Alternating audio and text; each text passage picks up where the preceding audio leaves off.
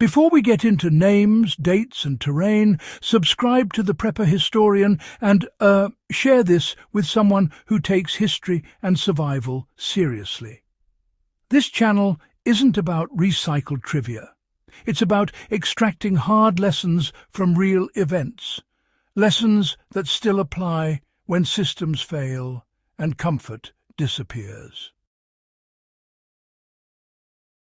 Today's subject is not just dramatic, it is instructive at the highest level. If you strip away modern technology, politics and myth, one event stands out as the greatest survival story in human history: the endurance of Ernest Shackleton's Imperial Trans-Antarctic Expedition from 1914 to 1916. Not because it was glamorous, but because every single man survived in one of the most hostile environments on Earth. For serious students of resilience, leadership and logistics under collapse conditions, this expedition is a masterclass. Shackleton's Antarctic ordeal remains the gold standard of survival leadership. The Endurance, Shackleton's sturdy ship, was ultimately no match for the relentless Antarctic ice. Trapped and crushed, the vessel was lost beneath the frozen sea, leaving the crew stranded on the ice. In that moment, survival meant adapting to a new reality, one where every day brought new challenges and hope depended entirely on leadership, ingenuity, and the unbreakable will to endure. When the Endurance became trapped in Antarctic pack ice in January 1915, the crew lost control of their mission. By October, the ship was crushed. They were stranded on drifting ice floes thousands of miles from rescue. No radio capable of reaching civilization. No air support. No realistic hope of outside help. The critical shift happened immediately. Shackleton abandoned the goal of crossing Antarctica and replaced it with a single objective: bring every man home alive. That decision is the first survival lesson. Missions change. Ego kills. Adaptability preserves life. In a modern context, this translates directly to crisis management. When a business model collapses, when infrastructure fails, when a plan becomes impossible, survival demands ruthless reprioritization. You identify the core objective and discard everything else. Shackleton did not cling to prestige. He shifted to preservation. Discipline and morale are, the backbone of survival in the harshest environments. Without a sense of order, even the strongest team can, unravel under pressure. Shackleton understood this deeply. He knew that keeping spirits up and everyone focused could mean the difference between life and death. After the Endurance sank, the crew camped on unstable ice for months.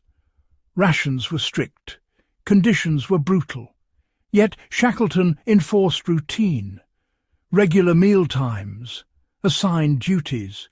He even organized soccer matches on the ice. This was not sentimental, it was tactical. Idleness breeds despair. Despair breeds poor decisions. In survival terms, structure stabilizes the mind. If you are preparing for grid-down scenarios or long-term isolation, mental endurance matters as much as calories. Establish daily tasks. Maintain physical activity. Rotate responsibilities. Even in extreme hardship, predictable structure prevents psychological collapse. Shackleton also managed social dynamics aggressively. He separated volatile personalities and, he kept pessimists close where he could monitor them. He distributed hope carefully, never lying, but never surrendering to panic. That level of interpersonal awareness is as important in a small expedition as it is in a modern survival group. Resource management, well, it's just absolutely crucial in any survival situation. Every ration, every tool, and every bit of energy has to be measured and preserved. The ability to adapt, to improvise with what's at hand, and to make difficult decisions about supplies often means the difference between life and death. Resource management was precise, unsentimental, and strategic. When food ran low, sled dogs were euthanized and used as meat. Personal luxuries were discarded. At one point, Shackleton threw gold coins into the snow to prove that weight mattered more than wealth. Survival, really strips value down to function.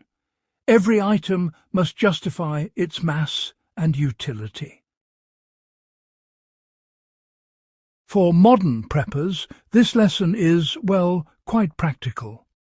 Audit your gear. Remove redundancy. Test loadouts by weight, not sentiment. If you cannot carry it efficiently or it does not serve a clear purpose, it becomes a liability. The crew also recycled constantly. Lifeboats were reinforced using scrap wood from the ship. Clothing was patched repeatedly. Fat from seals fueled makeshift stoves. Resourcefulness extended supply life dramatically. In real-world application, practice repairing rather than replacing. Learn to improvise tools from broken equipment. Salvage mindset extends survival margins. The journey in the open boat was, well, absolutely harrowing.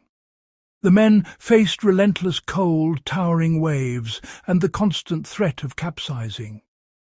Every hour demanded all their strength and determination as they clung to hope and to each other, pushing forward through the unforgiving Southern Ocean. The most extraordinary phase came in April 1916. Shackleton and 5 men launched the 22-foot lifeboat James Caird and sailed 800 miles across the Southern Ocean to South Georgia Island. This was not reckless heroism. It was calculated risk. Remaining on Elephant Island meant slow death. Attempting the voyage offered a narrow path to rescue. They modified the boat for stability, packed minimal but essential supplies, and selected their strongest navigator, Frank Worsley. Navigation relied on rare clear sky sightings and dead reckoning in violent seas. In modern terms, survival often requires choosing the least worst option, not a safe one. When evaluating crisis decisions, calculate probabilities rather than just hoping for rescue. Assess your environment, your skill level and timing. Then commit fully. Preparation under pressure is key. The Caird was reinforced before departure. Supplies were rationed before launch. Risk was mitigated wherever possible. That's a template. Before executing a high-risk move in any emergency, fortify equipment, clarify roles, and simplify the plan. Sometimes survival is not just about physical resources or clever tactics. It's about the collective spirit and the moral endurance of a group. In the harshest conditions, unity and shared purpose can mean the difference between failure and making it through. Endurance, in the truest sense, is as much about the mind and heart as it is about the body. After reaching South Georgia, Shackleton still had to cross the island's unmapped mountainous interior with 2 companions. No proper gear. no margin for error. They march continuously for 36 hours to avoid freezing during rest. The lesson here is momentum. In certain conditions, stopping increases danger. Whether crossing hazardous terrain or navigating financial collapse, there are moments when, controlled forward motion is actually safer than hesitation. Most importantly, Shackleton never abandoned the men left behind.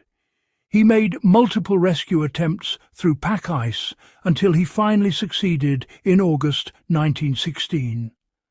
Not one man died.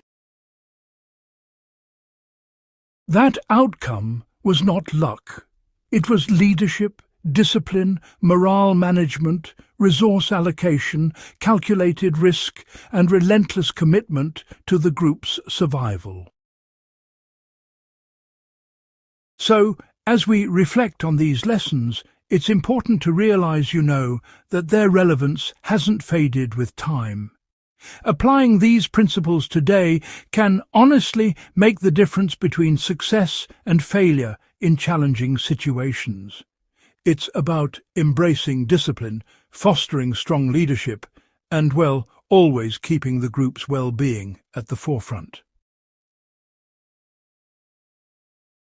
Train adaptability by running scenario shifts. Take a preparedness plan and deliberately disrupt it. Remove a key resource and rework your strategy. Practice reprioritization. Strengthen morale through community drills. Plan group tasks that simulate stress. Observe interpersonal dynamics. Address weaknesses before a real crisis magnifies them. Refine resource discipline by conducting field exercises with strict weight limits. Live for a weekend using only what you can carry. Track consumption rates accurately. Adjust accordingly. Study navigation and environmental reading. Even in a GPS world, develop competence in analog tools. Shackleton survived partly because Worsley could navigate with a sextant under brutal conditions. Finally, cultivate leadership under stress. Leadership is not charisma. It is emotional regulation under pressure. If you cannot control your tone, your posture, and your decisions during strain, you are not prepared. So, as we draw things to a close, let's remember that the lessons of the past are, honestly, as relevant today as they ever were. The true test of survival isn't just about tools or resources, but about the mindset and steady leadership we bring to moments of crisis. Shackleton's expedition endures because it represents survival stripped to fundamentals. No technological safety net, no rescue on standby, just human judgment against an indifferent environment. If you value serious historical analysis and practical survival lessons drawn from real events, subscribe to The Prepper Historian and share this with fellow researchers and preparedness-minded historians. The past still holds the most reliable training manuals ever written, if we are willing to study them carefully.